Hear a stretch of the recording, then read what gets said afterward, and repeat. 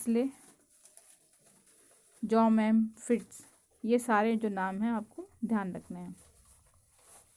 इसी तरह से मंदिरों का जो स्वरूप था वो भी बताया गया, बाजार का भी बताया गया। अब उत्तर की खोज में एक प्रश्न है कि कौन कौन से किस प्रकार से इसका विकास हुआ था, इसके प्रश्न को कैसे ढूंढा जाए। सुरक्षित भवन हमें उन तरीकों के विषय में बताते हैं जिनसे स्थानों को व्यवस्थित किया गया था, उन्हें प्रयोग में लाया गया था। वह हमें यह भी बताते हैं कि वस्तुओं और तकनीकी को निर्माण जो किया गया था वो कैसे किया गया था।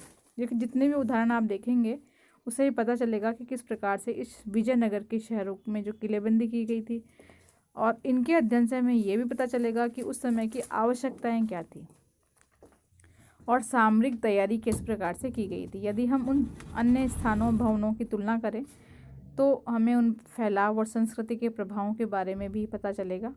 उन विचारों से जाहिर करते हैं जो निर्माणकर्ता या निर्माण करने वाले और प्रश्रयदाता यानी जिसको आश्रय दिया गया है उसके आधार पर वे अक्सर ऐसे चिन्ह से परिपूर्ण रहते थे और सांस्कृतिक संदर्भ का परिमाण होते थे। और इन्हीं समझ के द्वारा हम स्रोत जो साहित्य हैं, चाहे अभिलेख हैं, चाहे लोक प्रचलित परंपराएं हैं, इनसे हम उनकी जानकारी ढूंढ सकते हैं।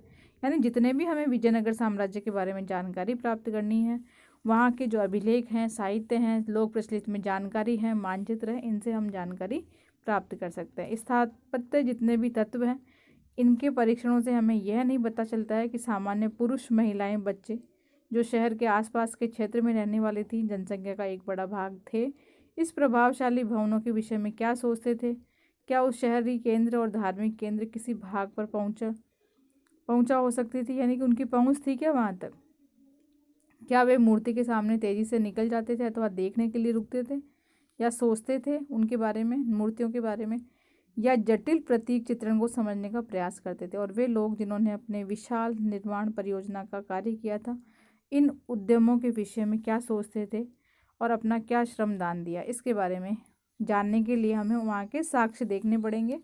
और देखा जाए तो ये जो निर्माण आदि किया गया है, इसमें किस प्रकार के माल का प्रयोग हुआ, कैसी शैली थी, कैसे शासक थे, उन्होंने किस प्रकार से विशाल उद्यम बनाए, तो इनके लिए भी हमें नक्शों को जानना पड़ेगा। और राजगीर के जो पत्थर काटने वाले मूर्तिकार थे उनको बारे में जानना पड़ेगा, और उनके आधार पर हम देखेंगे कि कैसे माल लाया गया, कैसे ले जाया गया। ये सारे प्रश्न वहाँ के जो भवनों के अवशेष हैं उनसे हम पता कर सकते हैं। लेकिन अन्य जो स्रोत हैं, साहित्यिक स्रोत कहते हैं, चाहे अभिलेख कहते हैं, उससे भी हमें इसकी जानकारी प्राप्त होती है। तो जो ये लेसन था हमारा आज कंप्लीट हो गया। Thank you.